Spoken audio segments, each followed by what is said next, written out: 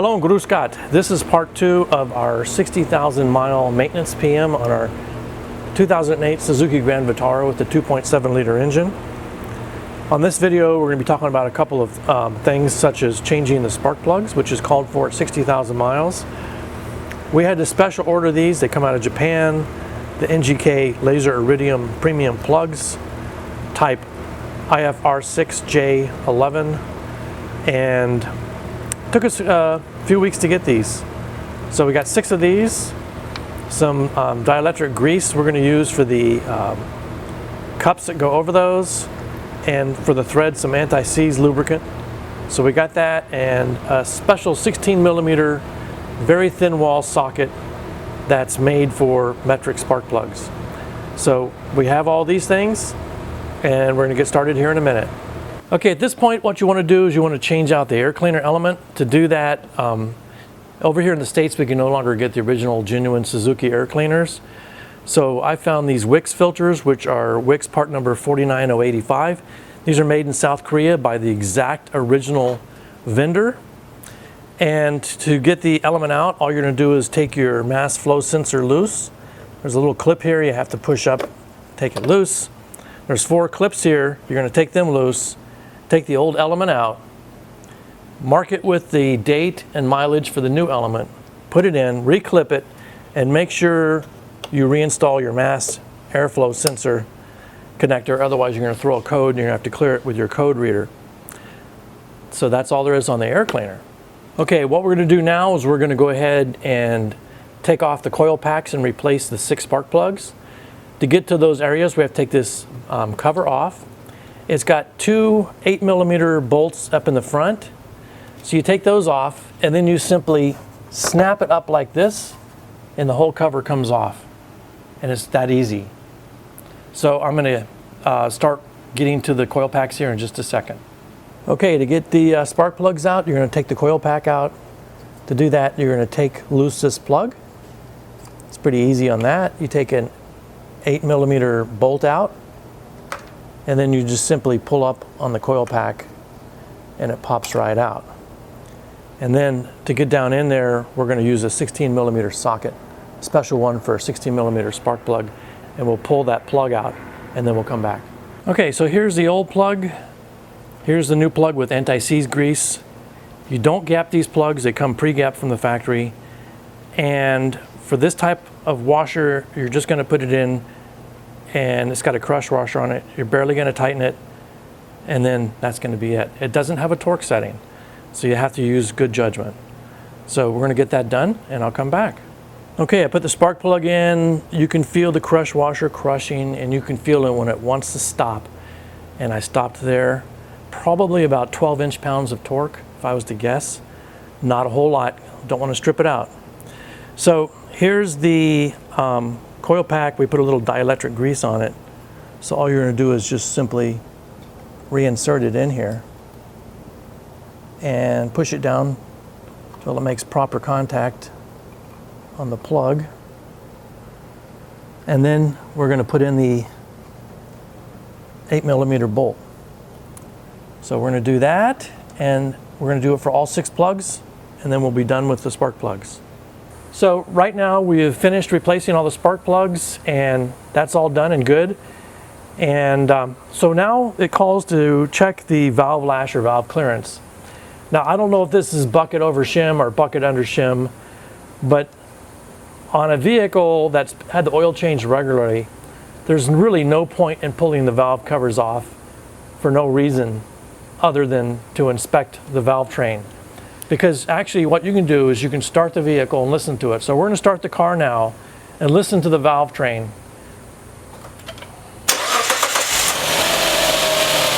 And it's nice and quiet. I don't hear any valves tapping. So that tells me, I also use cam guard on this engine, which is really a big deal. So it tells me that the valve clearances are okay. So I'm not going to pull the valve head, the covers off, and check the valves manually. So valve lash, that's checked and done. So I'll move to the next thing on the list. So one of the next maintenance items is to inspect the fuel lines connections and also inspect the exhaust pipes and mountings and any emission-related hoses and tubes. So these would be some of the emission-related hoses and tubes. And what you want to look for is cracking. Well, what I found was just with these genuine Japanese hoses, which, by the way, you can get this hose from Toyota. It lasts probably 15 to 20 years with no cracking.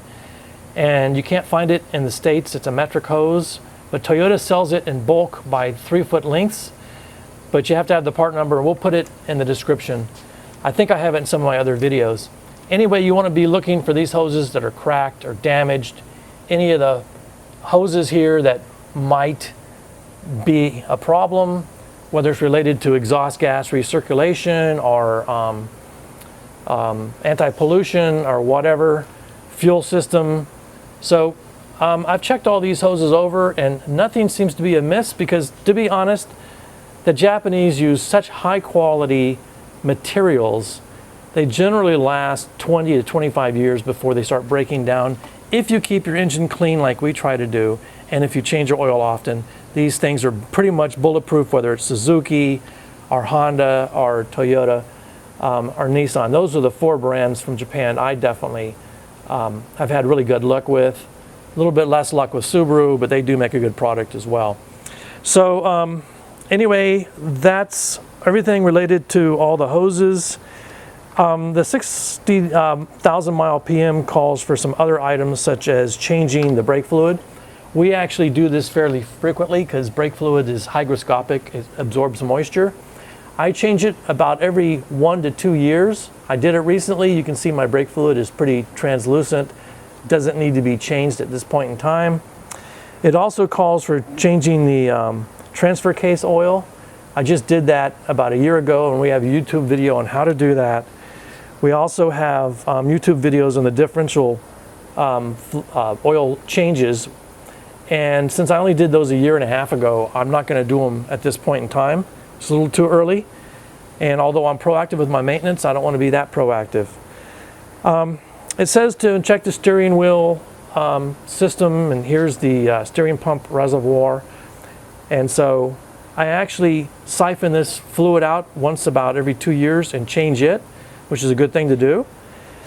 And inspect brake hoses and pipes. You do that when you actually change the brakes. And I'll tell you, I changed my front pads at about 50,000 miles and they almost had nothing left on them. So you definitely want to look at your front pads about every 50,000 miles. And on the rear brakes, the drum shoes, they looked great after 50,000 miles, so it was no problem there. So let me see what else it calls for. Check your brake pedal strokes. Inspect and rotate tires. We have that done at the dealer, or we do it ourselves occasionally. Inspect the wheel disc. I just did all that. Inspect the wheel bearings. There's really nothing to inspect on the wheel bearings. They're permanently lubricated and sealed, so you really don't want to be pulling stuff apart just for the hell of it, for no reason. And you actually want to look at those kinds of things when you're actually doing the front brakes. It also says inspect the propeller shafts and drive shafts. On this particular system, it's all sealed, everything. So there's nothing to inspect. I've noticed the same thing with Toyota. They say inspect and lubricate. Well, there's nothing to lubricate because they're permanently sealed.